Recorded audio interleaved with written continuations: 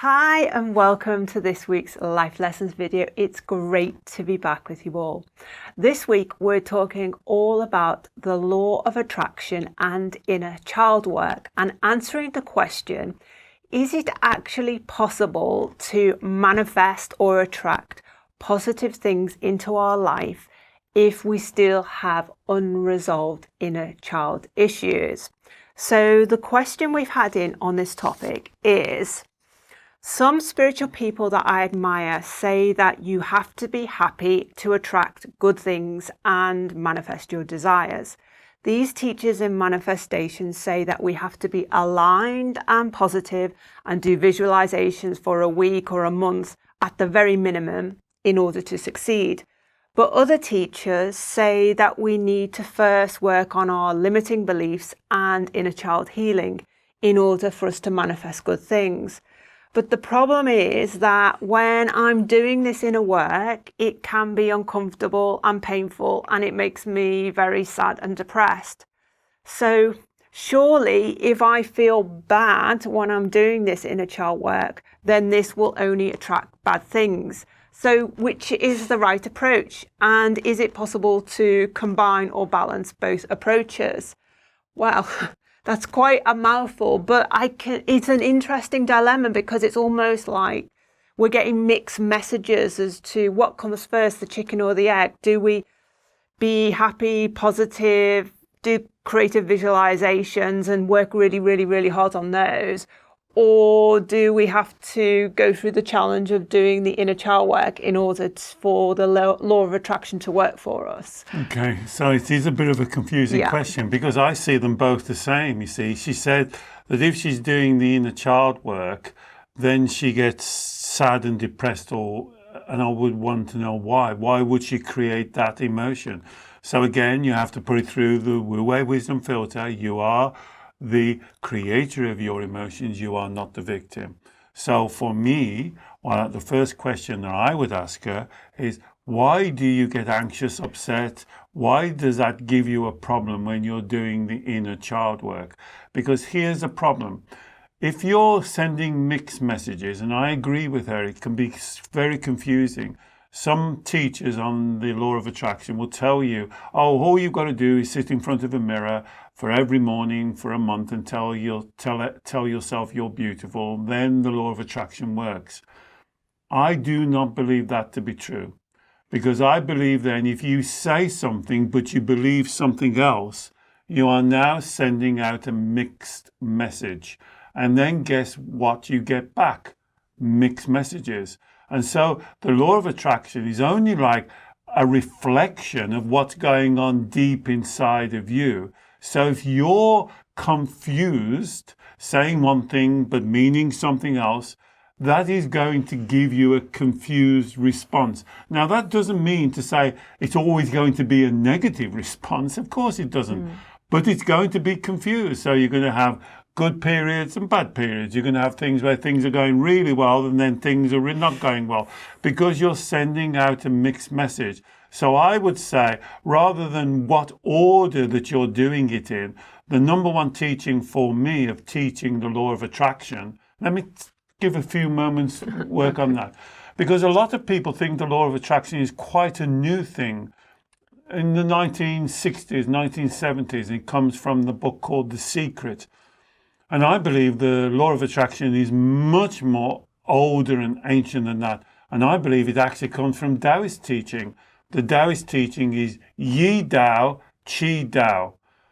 The way of your intention, the way you think, your energy follows that intention. So if you're saying one thing, aren't I beautiful? Aren't I great? Aren't I the best? But you're thinking, this is going to be hard and I'm really in pain. Or believing that. Yeah. There's a problem. You're sending a mixed message out. And what I think the only job really, not the first, second, third, the only job is to get your message clear. What you say, you believe. Look back at the spiritual contract. We've done a video on the Shen contract. Number one, intention. Get your intention clear.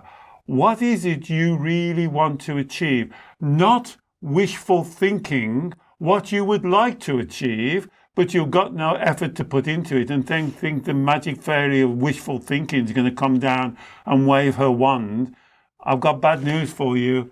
There's no fairy of wishful thinking. I think, David, I mean, you've talked about several things there, so I just want to unpack it. So the first teaching is that no matter how positive or well-meaning or clear we are in terms of what we want to achieve or what we want to attract, and no matter how many times we visualize this or say a mantra or do mirror work or all of the law of attraction techniques, no matter how many times we do this, how well-meaning we are at doing this, if these surface level actions and words aren't aligned to our deeper thoughts and even deeper core beliefs that are held by the inner child. So we're talking about also the inner child's core beliefs here. If there isn't a kind of a direct, unwavering, so not a knotted, not a confused, not a pulling apart connection, but a direct line of connection between what we are wanting to attract in our life and what we're saying we want to attract and all the affirmations, if that isn't directly connected to our deeper thoughts and our deeper even core beliefs that the inner child holds on to, then we're going to be sending out mixed messages. We're going to be vibrating mixed messages, and the universe is going to be sending us back mixed messages. So if you like, the first option of just thinking positive, being happy, trying really hard not to do negative thinking, it's just like laying a flagstone over weeds. If we haven't dealt with the weeds, the underlying problems, the underlying inauthentic thoughts and beliefs, then the law of attraction is not going to work in terms of what we truly authentically want. And I would call that getting your ducks aligned. Yeah. It's no good saying one thing and meaning something else. I think I've said this on another video, but I'll give you this. And remember, this happened to us about several years ago. I was giving a teaching. I was doing a live talk on the law of attraction. And I was about halfway through, and this one lady put her hand up and she said, David, I have to disagree with you. The law of attraction doesn't work. And I said, okay, how so? And she said, well, I've been reading Louise Hay. And what I've decided to do is every morning I sit in front of a mirror and I look at myself and I say, my God, you are beautiful. You are gorgeous. You are awesome. You are part of the universe. You are absolutely, everything's going to work out for you. And then she said, I've done that for a month now, every morning religiously, and it hasn't made a scrap of difference. And I just asked her this one question. It says, do you believe it? And she said, no, of course I don't. And there's a problem. It's not what you say. It's a relationship with yourself. You know, I said a quote once on Twitter and it went viral. Very powerful quote. Be mindful of your self-talk. It's a conversation with the universe. Not what comes out of your mouth, your self-talk. And on this law of attraction, and particularly with the inner child, because the inner child is normally in control of your self-talk, and you've got to get those aligned, and that's the work. I don't think it's one, two, what's the steps? I think it all is one step. You can't be misaligned. You find the misalignment and you correct the misalignment. Then I would want to ask this lady, why is that so difficult for you? Why do you choose to create red lights? I would choose to create green lights of correcting a misalignment. Before we move on to that, and I think that's an important point, looking at, is it, what happens if we're doing inner child work and it's challenging? Is this still going to mean we are emitting good vibrations? But before we move on to that, I want to just pick up on something you mentioned. You mentioned this idea of having wishful thinking or a wish list compared to having an intention. Is there any difference between the two? Massive intention. What's the difference in terms of the law of attraction work? Well, a wish list can be anything, can't you? You can wish, I wish this, I wish the universe was this, I wish I was doing this, I wish this would happen, I wish that was happening. That's just wishful thinking. That has no character. In fact, that just creates confusion. And intention is this is what this is what I want to do, and this is my path to do it. So it's not only setting your destination, it's setting the path on the steps that you do. Now, those steps might change and they might have twists and turns, but the intention is much more firmer. This is what I want to be. This is what I want to do. I want to travel. Okay. That's a wishful thought. Now, how do I bring that into action? What are the steps? Here's the law of attraction absolutely working right. Because as you go through the steps, oh, this is what I've got to do with finances. This is what I've got to do with booking the flights. This is what I've got to do. For instance, if you say, I'd love to go to China. Oh my goodness, I'd love to see the Great Wall. I'd love this, I'd love that, I'd love that. And I say, well, what's stopping you? Oh, I hate flying. It's just a wishful thought. You're never going to, if you don't deal with the flying, you're never going to get to China. Can you see what I'm saying? No, you're not lining up the ducks. You've got to deal with the example I've just used. You've got to deal with the flying issue. And that's what I would be interested in. Well, why don't you like flying? What's the problem with flying? There's the golden thread now. So are you saying, because what you're suggesting here is quite different from a lot of law of attraction teachers or teachings, because often what you hear is that as soon as you set the goal or the desire or what you want to manifest, so that's the destination, just the action of being clear and setting that invokes the universe to then take action somehow. So then the universe, it's almost like you then just have to sit back and the universe does all the work for you. Or the other often thing that is taught with law of attraction is we just act as if. So if I just say, for example, if I wanted to just travel the world for the rest of my life, and that's what I want to manifest, this is authentically what I want. If I'm absolutely clear on that, I'm going to think about all the places I want to go to, all the wonderful time I'm going to have, the lifestyle I'm going to have, and I think about it and I make it real and vivid and all the things that I'm taught to do with the law of attraction. Okay. So what you're saying is that simply just thinking about it, acting as if in my mind, swanning around as if I'm already living that lifestyle, that is not going to manifest it. When I set the intention, what you're saying is I've got to take action as well before the universe takes action. Well, I believe act as if. I think that's good. So let's do your model. So you're swanning around the world. It's lunchtime. How do you pay for your food? Well, this is the problem, because I'm expecting the law of attraction to just bring me the money, bring me, well, in using that model whereby if I just set what I want to manifest and think good thoughts and visualize how it's going to be and do all those law of attraction techniques. So you don't have to do anything. Well, this is the thing. The money just arrives. Well, I don't believe that, because I believe that I also, like you suggested, have to put into action practical steps and ideas and work things through to think about how I can reach that destination. And that's acting as if, because now you're on the intention. Now you're saying, I want to travel. Right. So how do I afford that? Where do I get the money from? So like I've got a client now who's, I think the modern word is vlogging. So he is now traveling the world. And how he earns his money is by vlogging. He blogs, and about his travels, about going countries, put it on YouTube. He's not making a fortune, but now he's living his law of attraction, because we've set the intention and we say, right, we're here now, we want to get there. How do we get there? And if you set your law of attraction right, here's the law of attraction.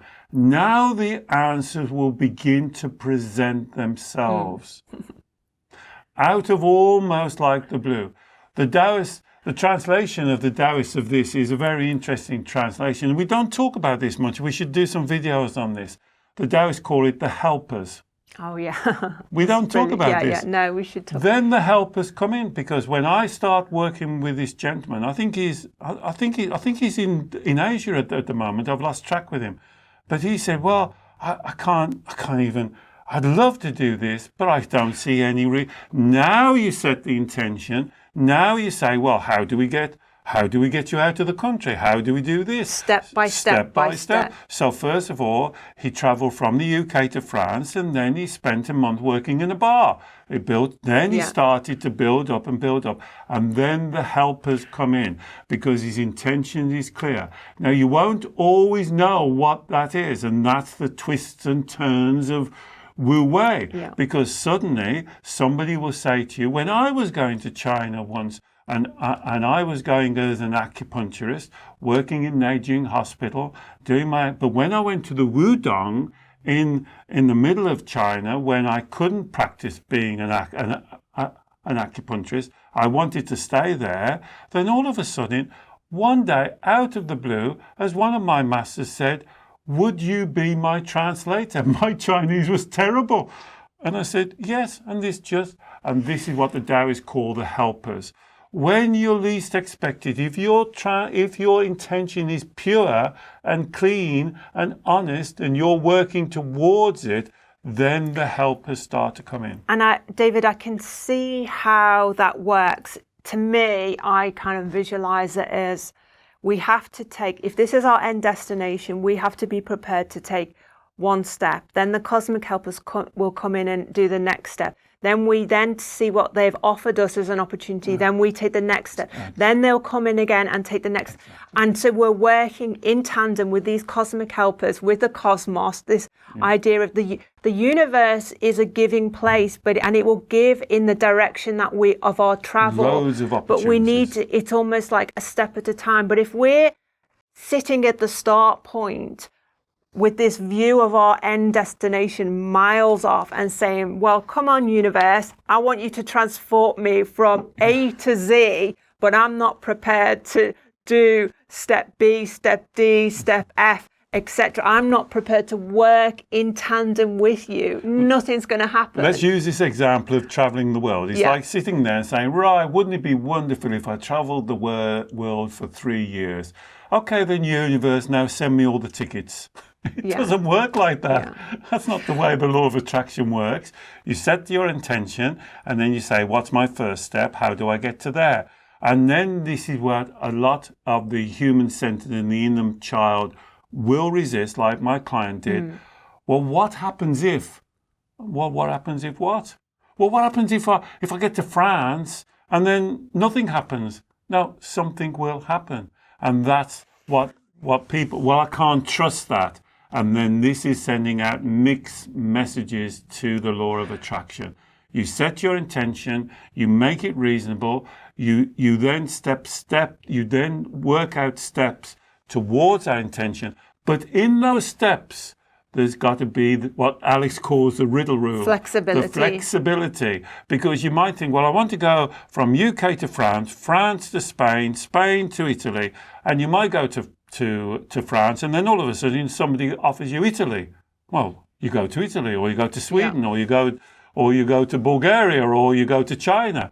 You accept what the universe offers you because that is then your law of attraction. Yeah, and I think that being open, being willing to be open to opportunities and diversions, don't be too rigid. We've done a long form video teaching on the law of attraction that I will put a link to, where David talks a lot more about the teaching of Yi Dao, Qi Dao. But this idea of not being too rigid in the end destination, but also rigid in how you get there is key. But David, I can also see now that we're talking about this, how if we're sitting at the starting point and refusing to budge, we're just trying to be happy and positive and all that, but we're actually not, we don't want to put in the effort to meet the universe halfway. And we're sitting there still with our inner child's fears and doubts and all the unresolved inner child issues. The inner child will, as you suggest, put up massive resistance. This is not going to work. You're not good enough for this. You don't deserve this. You're not going to be able to cope with all the bad things that might happen. Wrong. Now, we can sit there with all these inner child issues, all these inner child doubts about who we are, our capabilities, whether we deserve it, etc., and let those engulf us and just try to overlay it with positive thinking. And it won't work for the reasons we've already said. But if we say, you know what, I'm going to step forward, I'm going to take that first step. Of course, the inner child will then say, oh, I'm not sure about this. I don't like where we are. But then if you address the inner child at every step of the way, step by step by step by step, then the journey towards your destination, so you're still making progress, but you're using the opportunity of the journey to do inner child work. So step one, I want to book tickets. So using this scenario of the travel, I want to book tickets to my first destination. Okay, so I've got to earn some money. So the inner child comes in and says, you're never going to be on the money for the ticket. Oh, you're going to have a really bad flight. Oh, this is going to be a problem.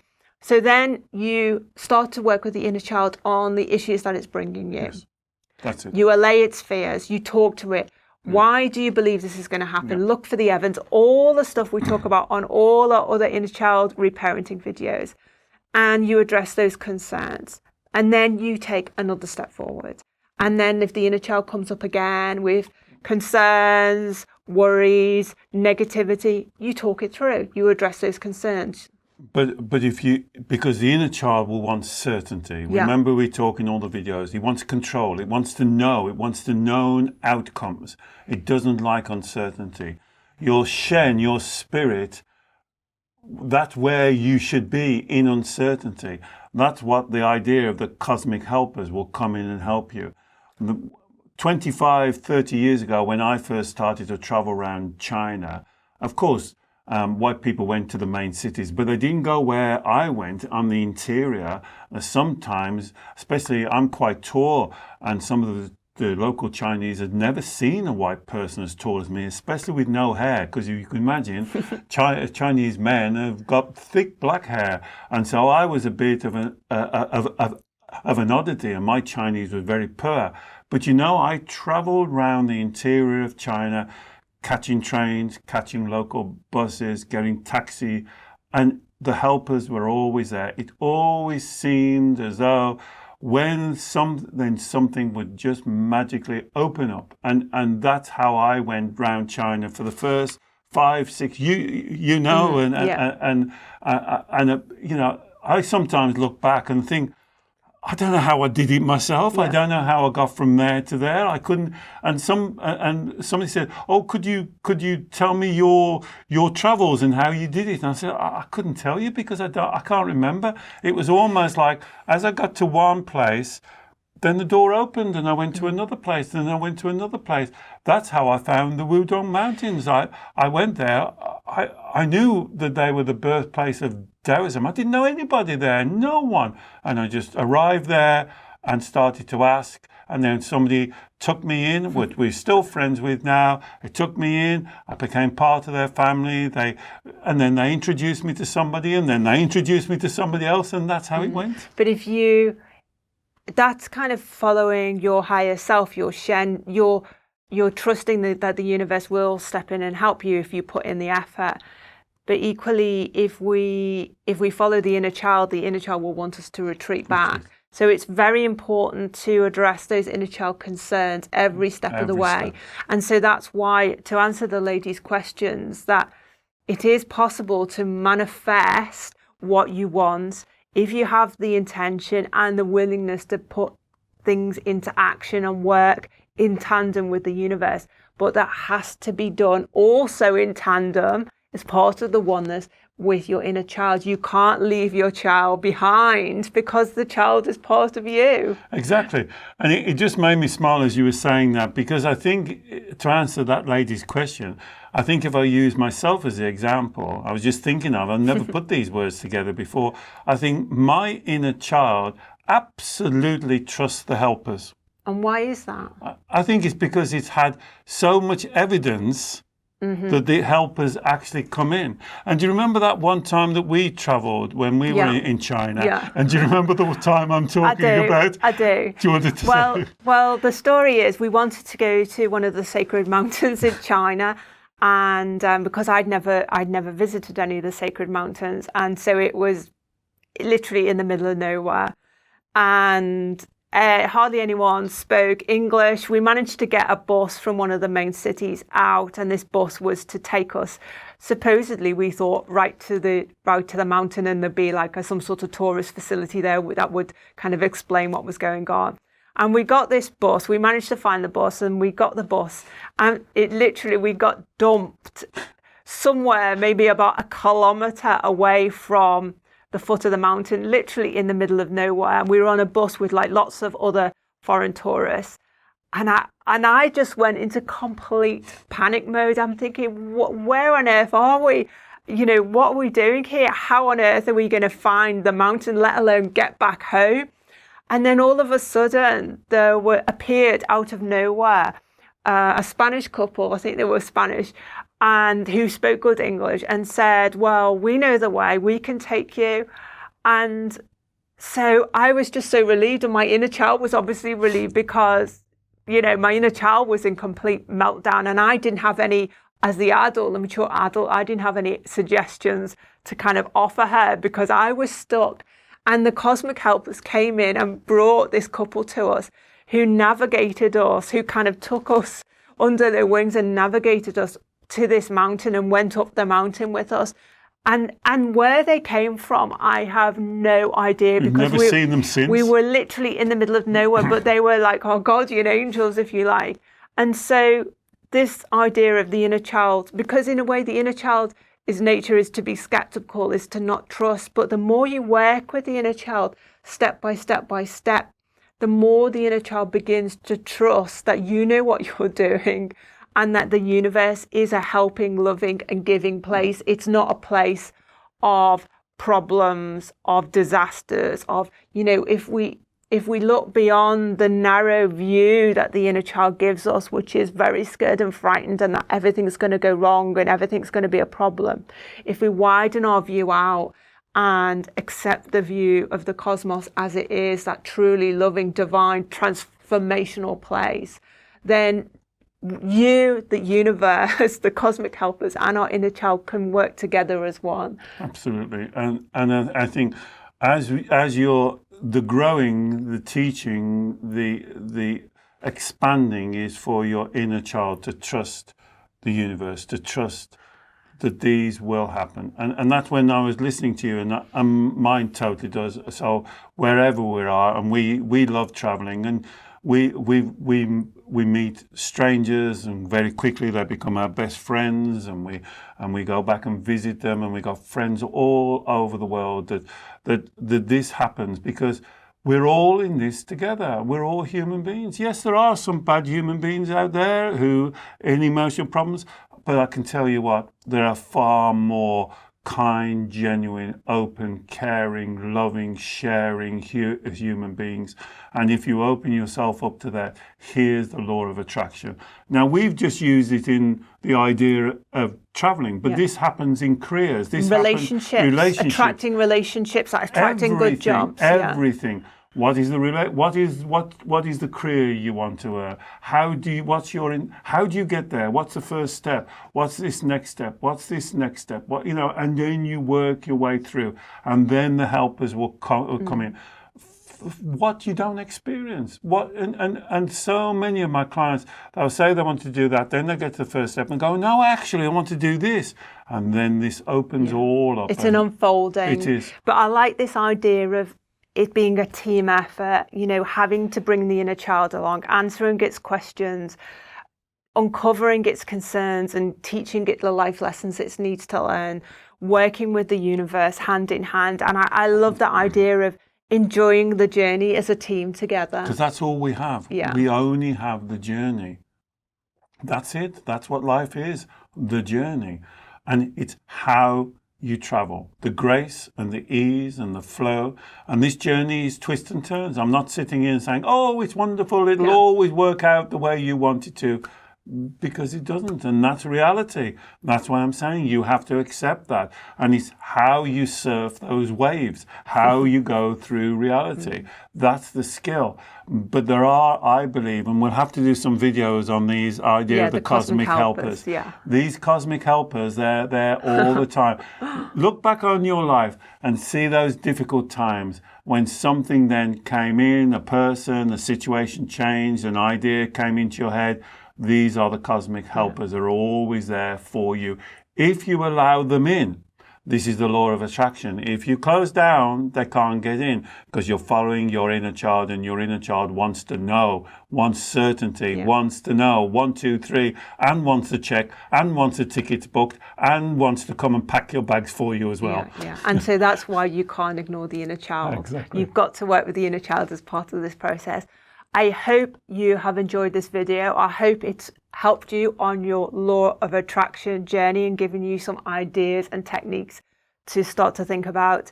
If you have enjoyed the video, please share it with someone who you think will also benefit. Comment below with your thoughts and questions. We know we'd love to hear from you. If you'd like to work with David on any law of attraction issues or any inner child issues, these are topics he works with his clients from all over the world every week by video call, and I will put a link in the video description below about David's sessions. If you're new to our channel, welcome. It's great to have you here. Please do subscribe to the channel. We produce new videos every single week, and when you subscribe, please click the bell notifications button so you receive a little email notification every time we produce a new video. We look forward to seeing you next week. Bye-bye.